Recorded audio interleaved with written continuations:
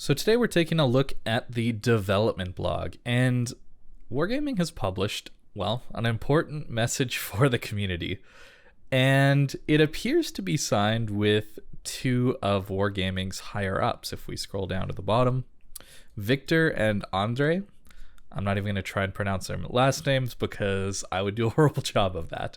But seemingly the publishing director and the development director. These are the people that I talked about in my response, or just taking a look at the whole CC Exodus situation, where I said we need to get a message to people who can actually make decisions, because the community managers like Chrysantos, Mr. Conway, different NA ones, I don't actually know who's in there now that Happa's left, but those people, they don't make decisions. They're just there to talk to the community and pass things along in between people. So it's very cool to see a message from these two, just to start with.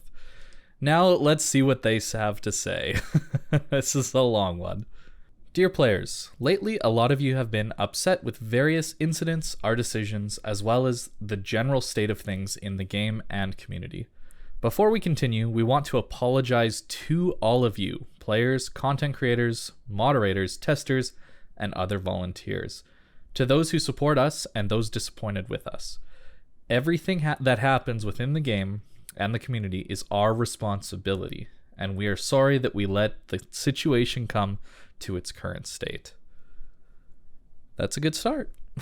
That's a good start. I mean, that's the thing though. Wargaming's very good at saying the right thing. We'll see if they actually intend to follow up on that. They have in the past shifted a lot of blame away from themselves, but this line here in particular, everything that happens within the game and the community is our responsibility. I think that's very true, and something they haven't always shown with their actions. So it'd be very nice if this is the way forward we see from Wargaming. And well, we'll see what else they have to say. We want to take this opportunity to be more transparent about how we will take actions to improve our internal processes and our relationship with you. It will be a long read. You will see items of different scales and with different times required to see results. No more news and announcements. No doubt more news and announcements will follow, so please don't treat this as a final plan and the ultimate solution to everything. Instead, please treat this as a list of things we're currently working on and a way to show our intentions to make this game and community a better place. Also, please note that it is not comprehensive, and many other measures are revolving around internal processes. Alrighty, let's get into this thing. Monetization. This is a big one. World of Warships is a free-to-play title following the game as a service concept with substantial monthly updates that consists and a constant evolutionary cycle. To support this model, we rely on a multitude of monetization tactics considered to be standard practice in the industry. I'm just going to add that just because it's standard practice doesn't mean it's good. All right? Let's just be very clear on that. While we believe it's unreasonable to expect us to discuss our monetization strategies in all but the most general terms, this is business critical information, we do understand that there are specific details that are a cause of concern for most of you, some of you. We will address them as best we can below. Random mechanics. As a business, we always follow the laws and comply with new regulations as they appear. Therefore, our position on containers and random bundles is always consistent with government's decisions on this matter, and will keep being so. Wow. All right, let's finish this and then I'll talk about it. In some cases, we will even try to work ahead of industry practices.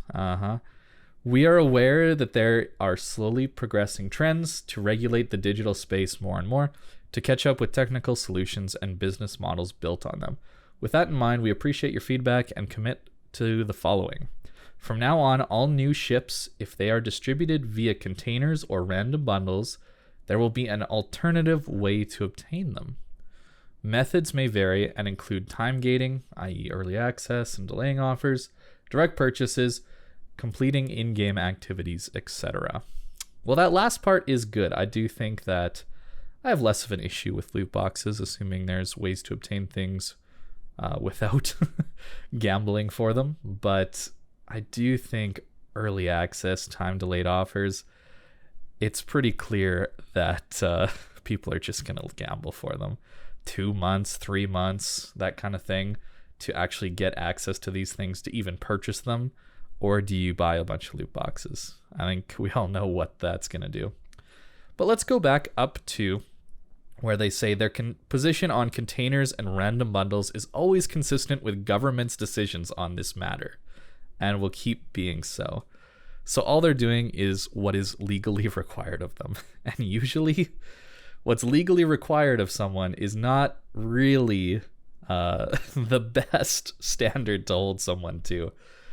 Legal requirements, of course, are, well, obviously as a business, they have to tie themselves to that. But let's be honest, governments are pretty old. And I'm not going to get political in this, but I think we can all agree that there's a ton of bureaucracy and a lot of slow changes that happen in government over long periods of time. So I do believe that governments have no clue what this online gambling type loot box stuff is about.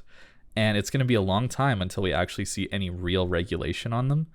I believe Belgium has already started something like that, which is super cool to see. But here in Canada, it's not even close to happening. And I'm pretty sure the States as well. So as far as them getting praise, I'm not going to give them praise for following the laws that are so archaic, that have no concept of what loot boxes really are about. So this is just telling me that we're going to take advantage of this broken system as long as we possibly can. We're going to take advantage of gambling in our online game that, I know the whole thing is children don't actually play this game. The marketing isn't towards kids, but I think that an unregulated gambling system where you don't know the back end drop rates, you don't have any concept of what you're getting into, at least with casino gambling, you can look up the direct drop rates of slot machines and that kind of thing. And obviously it is in the negative, right? So, but I'm pretty sure they're in that 90-95%. Don't quote me on that. I'm not into gambling and I don't ever plan to be. So I don't really know much about it, but I know there's a ton of regulation on casinos, and none of that regulation applies to these online loot boxes. So once that catches up, I think I'll be okay with loot boxes. Once the regulation that applies to casinos applies to online gambling like this, I'll be okay with loot boxes. But until then, I really hate them. I hate them so much. And I think that they should get banned in some way, or at least regulated like gambling is in the real world. Drop rates. We plan to publish all drop rates for all containers and random bundles, and we're already working on it. It will take some time, but our hard commitment is that it will happen over the course of next year. So that could be the end of 2022 potentially, assuming they don't just go back on everything they say here. But drop rates are good to know, of course. That is something that is the consumer should know about before they are gambling on something, I hope. And that is a good change. I'll say that's a good change. But I would love to see more regulation put on online gambling and loot boxes like we see here in The Return of the Missouri. Perfect example. I'm just going to cut in here really quick as I'm editing this. I would be very interested to know the previous drop rates of these loot box. But I don't think Wargaming is going to tell us what the drop rates were on the original Christmas containers versus the next year's Christmas containers versus the next year's Christmas containers. If they did, I might actually start believing they're player focused, but well, I don't think they're going to do that, are they? The initial concept of the event was perceived negatively, and we should have known better. Okay. The case was a learned lesson for us, and we added an alternative way to purchase the ship, making it as hard as possible to purchase the ship, right? So you can get these loot boxes for the Missouri right now, or you can do a 2-week long online campaign that's in a browser. And then after that, you have to manually purchase doubloons onto your account, create a support ticket, and then ask that support ticket person to take the doubloons out of your account and then give you a Missouri. Does that not sound like the barest of minimum of an alternative way to get the Missouri? Technically it counts, but let's be honest here. That is easily the hardest way they could possibly put into the game to buy something directly. So yeah, that is sad, and what I would expect to see when they come up here closer to the top of this, where they say they're going to add alternative ways of obtaining some of these vehicles, right? Like early access or time delayed offers. I think that direct purchases you're not going to see as a very easy way to do it, much like how this Missouri is. So I think their intentions are pretty clear, and they're being forced to make some of these changes, or at least say they're going to make some of these changes, kicking and screaming. They do not want to do this at all, but they're kind of being forced into it a little bit. I think the backlash is bigger than they expected, and a little bit too soon in the development cycle of this game to have that much backlash. And that, I think, is why we're seeing some of these changes that are the barest minimum they could possibly do. On to the summer sale. Unfortunately, we made a translation mistake in a sensitive description. We fixed it as soon as possible, and to protect you from such mistakes in the future, we will add additional checks and approvals on our internal processes. If anything like it happens again, we will offer refunds to all the affected players. We did it before, and we will do it again to make sure that you are compensated. We also pay more attention to the positioning of such events. For example, many of you cited the term sale, suggest direct discounts on in-game items. Yeah, I think this is a horrible thing they added to the game. Summer sale, usually when you see summer sale, winter sale, fall sale, spring sale, that kind of thing, it's items that are currently available in the game that you can get for a discount for a select period of time. It's like the Steam game sales that are just insane discounts, right? Like 80-90% off games. And all the summer sale was just adding more things into the game for you to buy in the form of loot boxes that were a translation error. I'm not getting the impression, at least so far. We'll see as we go along, but so far my impression is that Wargaming really doesn't want to change, and they're just upset that they got caught, and now they're kicking and screaming their way to a point where they think the community will just kind of forget about all this over the next year. Age ratings. We've already added disclaimers about in-game purchases with random items to our PEGI ratings. We're also in touch with other rating organizations to adjust our ratings everywhere in a consistent way. While our game was never popular among minors, we adhere to legislation in all countries where we publish World of Warships. We plan to go beyond what is required of us by laws, and we are working on our own in-game measures to additionally protect children who interact with our game. We'll share more details on this point once we are ready to announce them. That's good if it happens. I think that's that's going to be the most positive you're going to hear from me about this entire message to the community.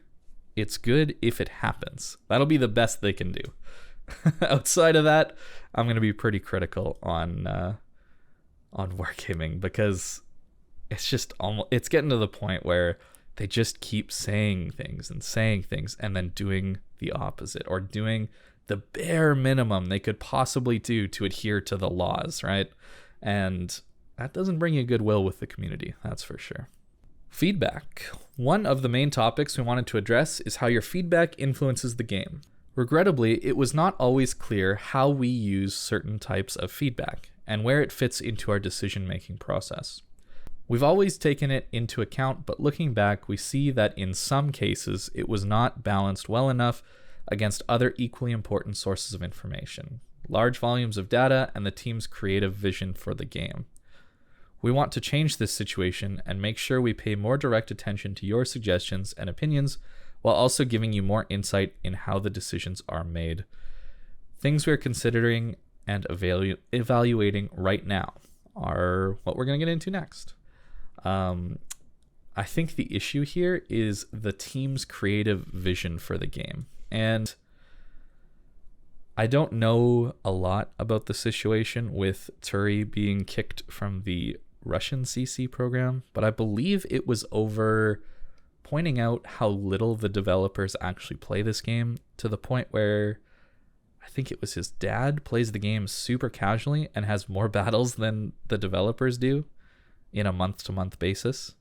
I'll just add in here that I forgot to talk about the bonus code that Wargaming put out for Turi after he was kicked. I think you all know what that was about. And then they come out trying to apologize for it when they get caught. I don't know. I'm editing this together and this whole entire article that they put out just seems to be fluff to placate the community. The more I think about it, the more I think it's just words and none of it's ever going to happen.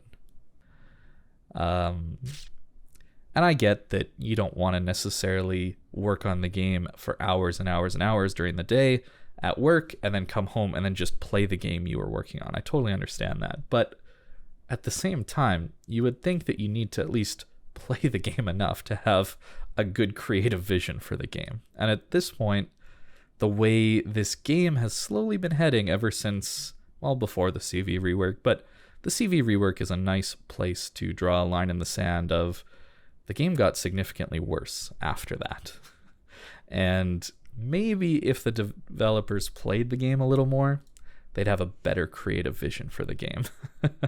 At the very least, they should take the feedback from people who play the game a lot more seriously, since they themselves don't play the game.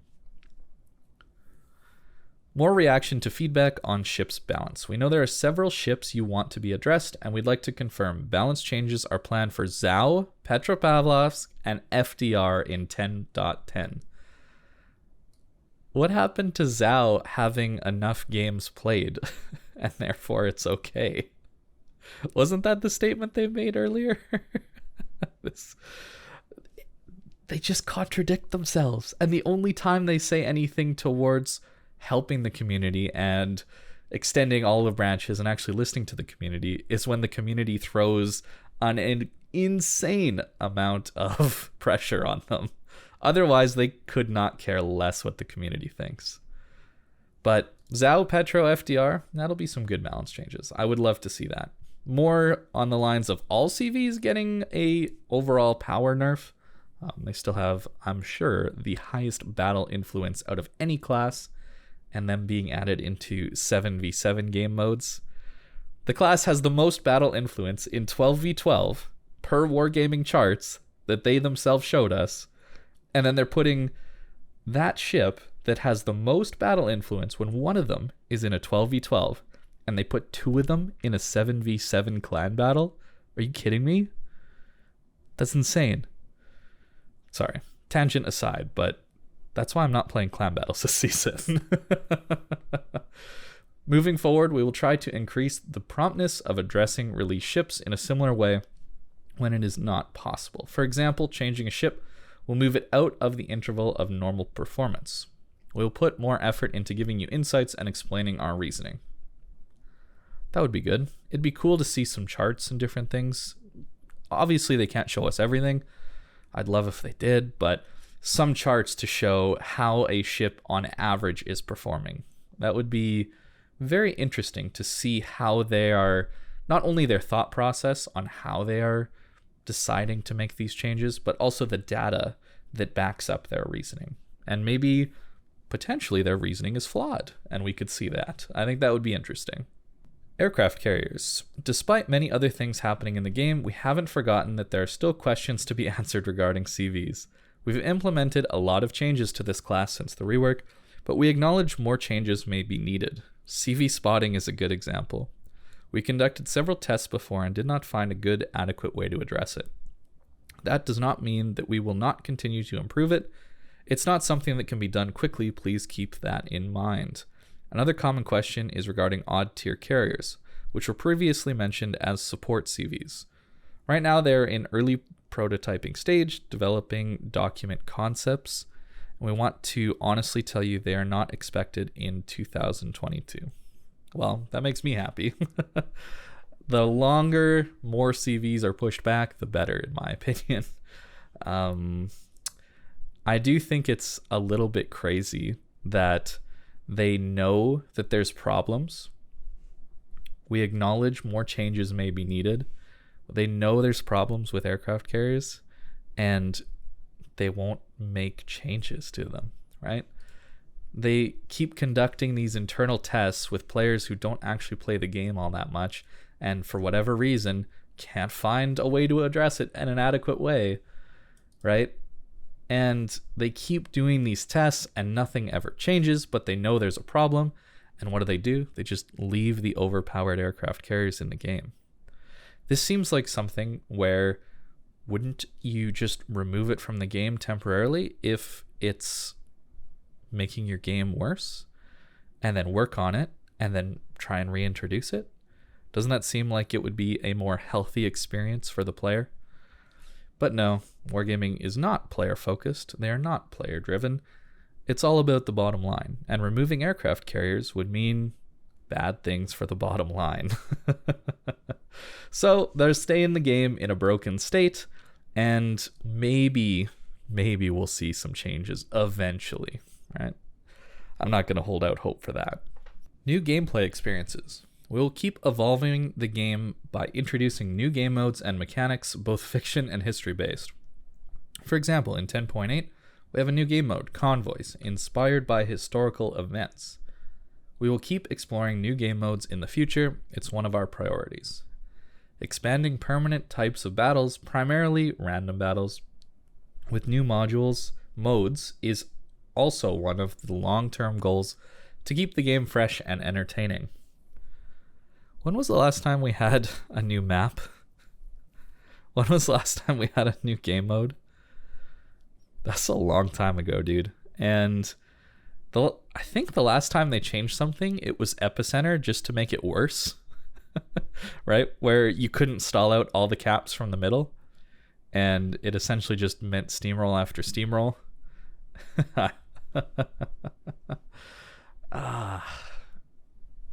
It's just...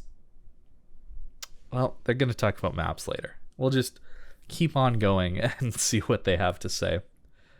However, creating a mode suitable not just for short gaming period, but for a permanent presence with high replayability is a much bigger challenge. So it takes many more tries and effort. That's fair. But they've had a long time to do a lot of these things.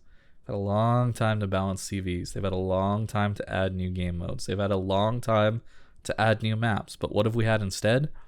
Pretty much a consistent revolving door of new ships being added to the game, and more loot boxes to achieve and get those new ships being added to the game. I think for the last year and a half, maybe 2 years, that's been their priority. Release some new interesting gimmicky ships and add some loot boxes to get them early, to actually even get them at all type of ships, right? Things like the Agincourt, I believe. Is that the lower tier British battleship that has secondaries? Only available in loot boxes, and that's why I don't have it. I would have loved to play that ship. As you all know, I love secondaries. I love brawling battleships, but I don't have that ship because it's just gambling to get it. I'm not going to do that. It's a waste of my money. So I think the last 2 years, this is a massive change from the last 2 years of action, right? That's why I'm so skeptical, is this is just words that contradict over 2 years of actions from Wargaming, right? And that's why it's going to take a while. And I'll keep an open mind. I will keep an open mind to see what happens in the next year and see if any of these good things, of which there are a few, not that many in this so far, actually. We'll see if they actually happen. Maps. We've slowed down with adding new maps to the game recently because the team focused more on the game's visuals in general. Okay, now I know a lot of you are of the opinion that the art team does incredibly good work, but I personally am not. I feel like a lot of you just haven't played other games for the last like 3 years or something, because this game looks old and dated. The lighting is so flat. Shadows hardly have any definition. Yes, the models are great, but you can't just have a nice model. You need the lighting, you need the atmosphere, you need the particle effects around it, okay? And I don't want to get into being like a graphics snob or something like that, but if you're gonna say that the art team does such amazing work, I don't think that's quite right. I think they're doing an adequate job. They're doing fine. And yes, that might look amazing compared to the rest of the development team at Wargaming, but that doesn't mean it's amazing compared to other studios in the world, right? We are nearly through 2021, and this game barely looks better than it did in 2018.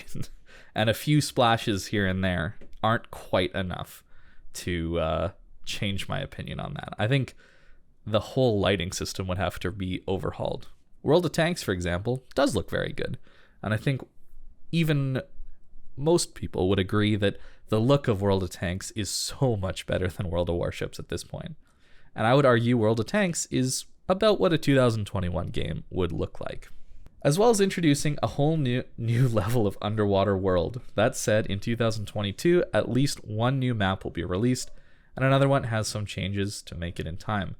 Spoiler, we're also going to try a new mechanic with the first of these new maps not previously used in the game. Oh, that'll be interesting to see what that actually ends up being. But the underwater world and all of the bugs that came with it, that's the excuse of why there's no new maps. They're trying to force subs in like they forced CVs in, and that required modeling the entire underwater world. And they pushed that into the game with all the bugs and said, that's fine. The players can deal with that. No problem. I don't believe Wargaming is a player-focused company just because they put out one statement. They are very clearly all about the bottom line. And again, I do believe that they should be paid for their work. I'm not saying they shouldn't. But when you go just to clear the bar of what is legal in ways of monetizing your game or whatever your product is, I'm not going to praise you for that, okay? I really don't think that's a good thing. Operations. CV rework rendered a lot of AI-related internal tools obsolete and made working with AI aircraft-related stuff very difficult or impossible. Right now, we're in the process of removing this obstacle. It's being worked on for many reasons, not just for the sake of operations, but one of the benefits we will have when this project is done is that we'll be able to return to some of the old operations in 2022.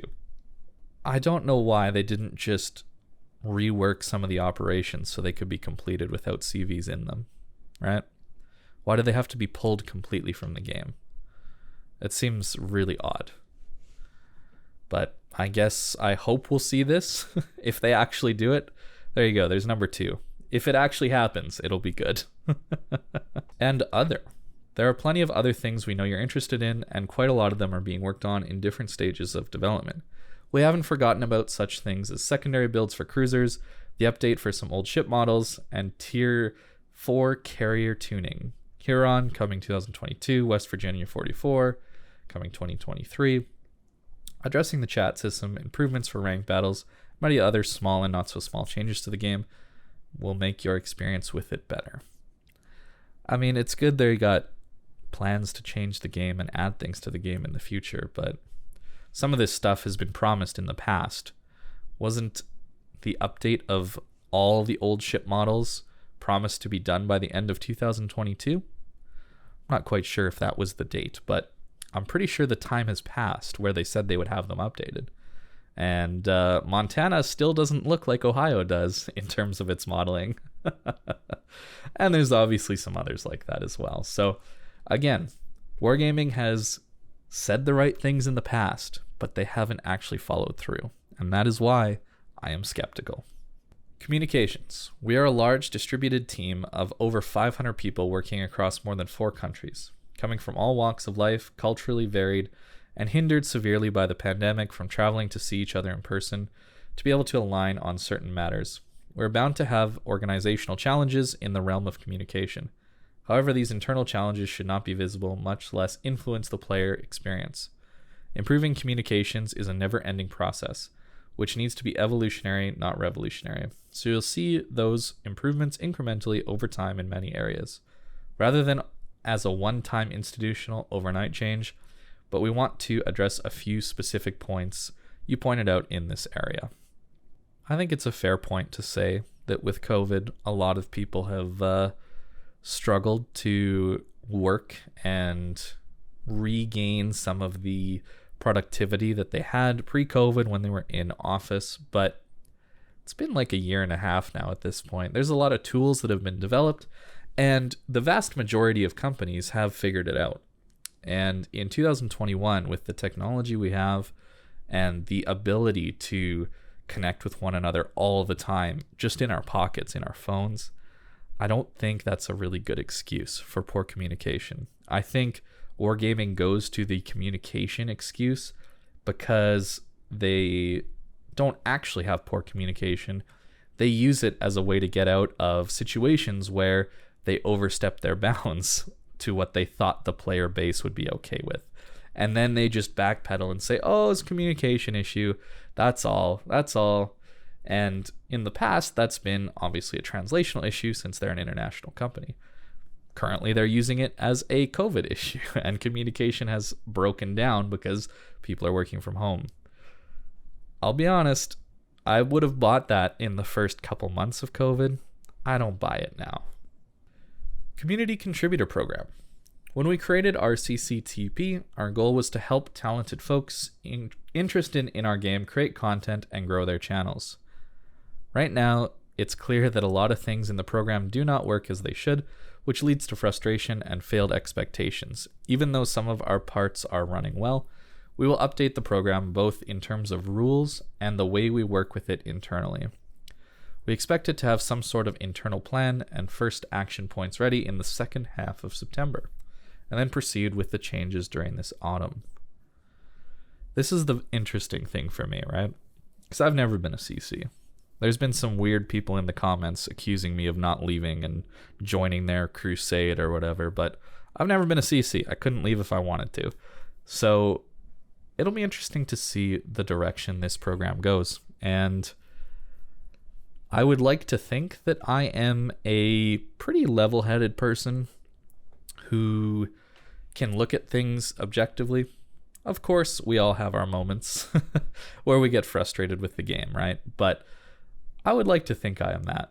And they never, ever wanted me in this program. There was a lot of things that I probably said that weren't correct in some of my messages to people, but there were a lot of runarounds and ways of keeping me busy, forcing me to answer other questions, change other things, and being very vague about the things I was doing wrong. So to me, it seems like the goal of the community contributor program in the past, at least, maybe the last year and a half, 2 years as I've been creating content, is marketing. That's the conclusion I came to, and that's why I stopped applying for the CC program. All it is marketing. And I think that is backed up by the lack of any form of good communication between the developers and the CCs who walked out. I think it's pretty obvious that the goal of the CC program is free marketing. And I've seen some of the current CCs who are staying in the program be completely okay with that. And that's cool. And they know what they've gotten themselves into. They're being used as free marketing tools, and that's great. And because of that, they're getting helped up in their channel growth and boosting their revenue as well alongside Wargaming's. And that's fine. I'm not going to, pin them to a cross over that. Everybody makes their own decisions. But we'll see if the CC program actually changes away from a source of free marketing towards something more along the lines of what the CCs who walked out were looking for and actually had in the CC program in the past, where there actually was a form of communication between the developers and the community contributors, and there was kind of a symbiotic relationship where they listened to one another and helped one another to develop the game better, to grow channels, to grow influence, that kind of thing. And it would have been a really cool thing. But currently, I don't think that program is like that at all. And it'll be interesting for me to see where this goes. And I won't completely shut it down and say I'll never become a CC, but I think the program would have to change a ton for me to even consider it, as I don't want to be a salesman for online gambling, guys, where it's unregulated online gambling.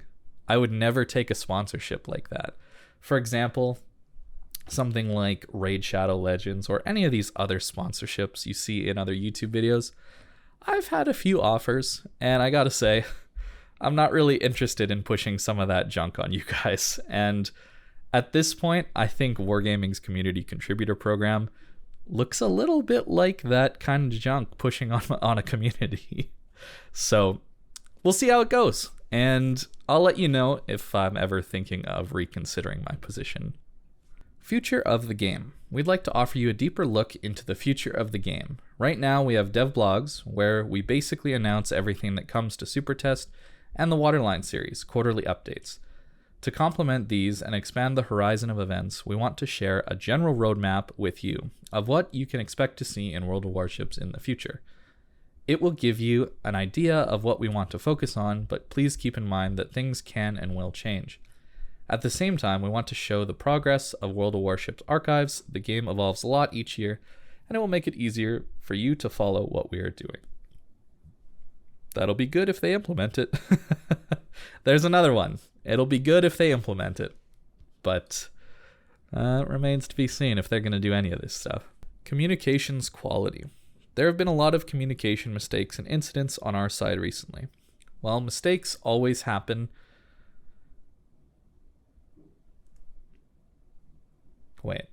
While mistakes always happen, and we're all human. It's a weird way of putting that. We acknowledge that we need to improve in this area. We've already launched a full internal review of all related processes. We want fewer mistakes and translation errors, more answers, and productive conversations. We want to improve the way you interact with us in any place, be it on the forums, customer support, Discord servers, or official streams. Yeah, I think it'd be great if they communicated better. We'll see if that happens, though. General transparency. We need to work hard on it. On one hand, we need to pay more attention to the community sentiment. On the other hand, we have to be more transparent and explain our positions. We will create a series of publications to make our development process more transparent and show you the logic behind what we do. For example, players did not understand why the last torpedo bug took 2 updates to fix, while a CV bug, plane losses in 9.9, was fixed almost instantly. I too wondered. They're in fact very different. The CV bug was fixed by quickly adjusting some parameters, while the torpedo bug involved game logic. Even though it was technically fixed within a week, it had to go through all the regular quality assurance processes. Deploying such a change through a hotfix is extremely risky for the game, and this should have been communicated transparently. We'll do our best to do so in the future. I don't buy that. I'm sorry. Maybe that's the truth, and maybe there's more to it, but it seems like they had a stable patch, and then suddenly something happened when they updated the game, and torpedo bug happened. Why wouldn't you just roll back the patch for a week when it took a week to fix, and then do all that testing and then release the patch?